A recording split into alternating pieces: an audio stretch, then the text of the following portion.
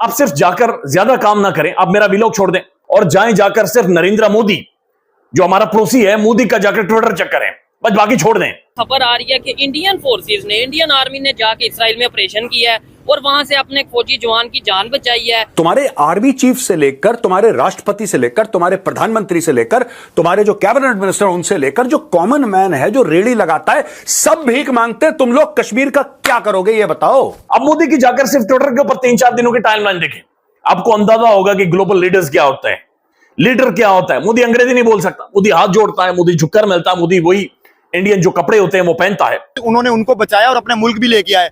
और देखिए, उन्होंने सिर्फ और सिर्फ अपने आर्मी के लोगों को नहीं बचाया, बल्कि सिविलियंस हो या उनके कहीं से भी कोई लोग हो जो कि इंडियन नेशनलिटी रखते हैं, उनको हमेशा से प्रोटेक्ट करते आए हैं। शहबाज शरीफ साहब की एक वीडियो आ रही है जिसके बारे में कहा जा रहा है कि जनाब उन्हें जिस होटल से निकाला गया है वहां से जो गार्बेज डंपर्स होते हैं, यानी जो, और अभी शहबाज गिल साहब ने वीडियो पोस्ट की हुई थी जहां से कचरा नहीं निकालते होटल का बाहर, उस तरफ से शहबाज शरीफ साहब निकल के बाहर आ रहे हैं होटल में। मेन दरवाजा भी इस्तेमाल नहीं कर रहे कि लोग नारे लगाएंगे, लोग बुरा भला कहेंगे। ये हालात है पाकिस्तान के वजीर आजम के। यानी नरेंद्र मोदी को आप जाकर देखेंगे तो वो आईटी एक्सपर्ट्स के साथ जाकर उसने मुलाकात की है। दुनिया के बेहतरीन आईटी एक्सपर्ट मोदी के सामने बैठे हुए हैं, वजाहत दे रहे हैं, बता रहे हैं कि इंडिया के अंदर क्या करेंगे। मोदी उन्हें बता रहा है कि इंडिया के अंदर कितना बड़ा बल्क ऑफ यूथ है, पढ़े लिखे लोगों का, लिहाजा किस तरफ लेकर जाना है। आप कह रहे हैं कि वहाँ पे वो गाय का गोश्त नहीं खाते, उसकी वो पूजा करते हैं, तो यानी कि गाय उनकी माँ होगी और बैल उनका अबू जी हो गए। ये है कि पाकिस्तान जैसे मुल्क में जो है जिन चीजों को रोका जाता है, लोगों का और दिल चाहता है गंदी गंदी हरकतें करने का, और क्योंकि इनको औरत इन्होंने कभी देखी नहीं है, तो ये लोग सेंसिटिव हो चुके हैं कि किसी का एंकल भी नजर आए, किसी का हाथ भी नजर आएगा आज थोड़ा सा, तो फिर वो पागल हो जाते हैं जंगली जानवर की तरह। जय हिंद दोस्तों, हिंदुस्तान वाला में स्वागत है। दोस्तों, आपको मालूम होगा कि भारत के जो आर्मी ऑफिसर है जो वो यूएन में भी जो है वो तैनात कर दिए गए हैं, सुरक्षा के लिए जो है वहाँ पे रखा गया है, जहाँ पर उनमें से एक मिसाइल से काफ़ी ज़्यादा जख्मी हो गए थे एक आर्मी के जवान, जिसको लेकर के जो है वहाँ पे स्ट्राइक जो है लगाई गई और साथ में सर्च ऑपरेशन किया गया। इजराइल में घुस के उस ऑफिसर को लाया गया भारत में ताकि उसको जो है दावा करा सके, क्योंकि बहुत ज़्यादा घायल हो चुके थे। दोस्तों, इसको देखकर पूरे पाकिस्तान के लोग हैरान चुके हैं। और जो है उनको मोदी साहब की यही खासियत है कि कोई भी आर्मी कहीं भी हो, अगर घायल अवस्था में हो तो उनकी तुरंत वो मदद भी करते हैं और तुरंत उसको वापस बुलाकर जो है भारत सरकार में उसका अच्छे से इलाज कराते हैं। सबसे पहले ये बताएं, खबर आ रही है कि इंडियन फोर्सेस ने, इंडियन आर्मी ने जाके इसराइल में ऑपरेशन किया है और वहां से अपने फौजी जवान की जान बचाई है। ये पूरी दुनिया को एक बहुत बड़ा मैसेज है, क्या कहना चाहेंगे इसके? सबसे पहले तो मैं ये कहूंगा कि ये कोई छोटी खबर नहीं है, ये बहुत बड़ी खबर है।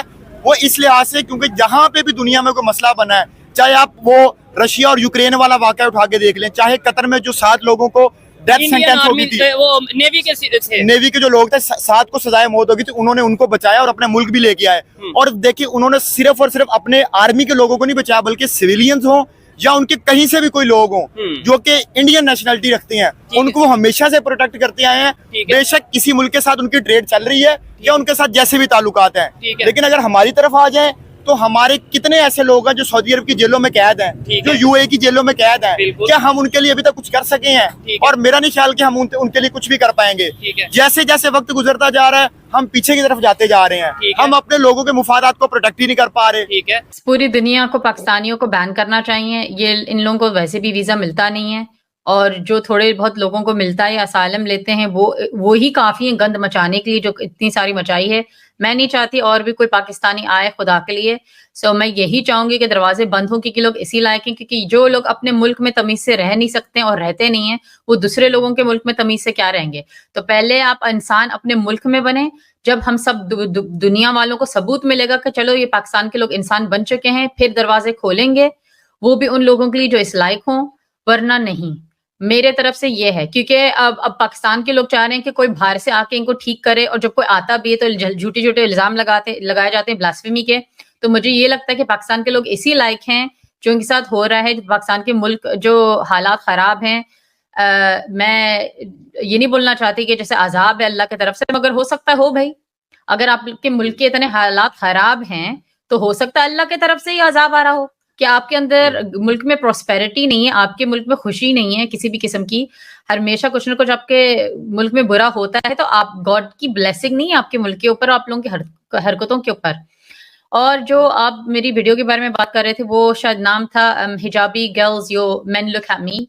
ये सही चीज है कि मैंने यही नोटिस करा है कि ज्यादातर जो आदमी, ऑफ कोर्स आदमियों की आदत है देखने की, उससे मजहब का कोई ताल्लुक नहीं, मगर मैंने नोटिस करा मुसलमान आदमी ज्यादा गंदी तरीके से देखते हैं, स्पेशली वो आदमी जिनकी बीवियों ने हिजाब पहना होता है, भले बुरखा भी पहना होता है, और दूसरी औरतों को घूर घूर के देख रहे होते हैं और उनको तो तमीज ही नहीं होती है।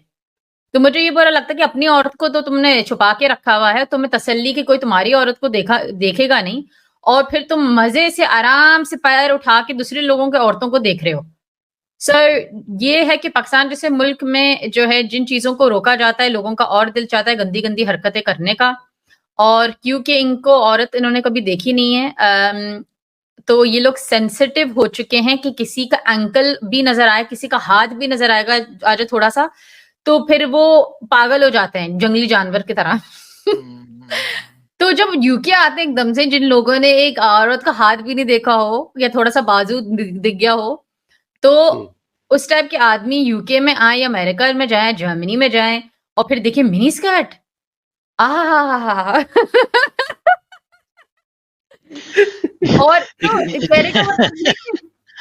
यानी ये लोग इस लायक ही नहीं है। और फिर जो है, फिर जो लोग मिनी स्कर्ट्स पहनते हैं, फिर उनको बुरा बुरा बोलते हैं, चलो ये तो है खराब लड़की, तो हम कुछ भी करें इसके साथ, ये तो है खराब लड़की, तो अपनी गंदी हरकतों को फिर जस्टिफाई करते हैं। आपको बता दें कि पाकिस्तान को जो है फिर से जो है $7 बिलियन का भीख मिल चुकी है दोस्तों, क्योंकि कल पाकिस्तान के प्रधानमंत्री को जो है घंटों लाइन में लगाए अजय बांगा जो है वो वर्ल्ड बैंक के प्रेसिडेंट है, जो कि एक भारतीय है और भारतीय से ताल्लुकात रखते हैं, और उन्हें जो है वर्ल्ड बैंक से जो है लोन दिया गया, जिसको लेकर के पूरे पाकिस्तान में खुशी मनाई गई कि यार पाकिस्तान को फिर से भीख मिल गई है रोटी और आटा चावल खाने के लिए। और पाकिस्तान जो है 25 दफ़ा जो है 25 बार वर्ल्ड बैंक IMF का चक्कर लगाया है, 25 बार।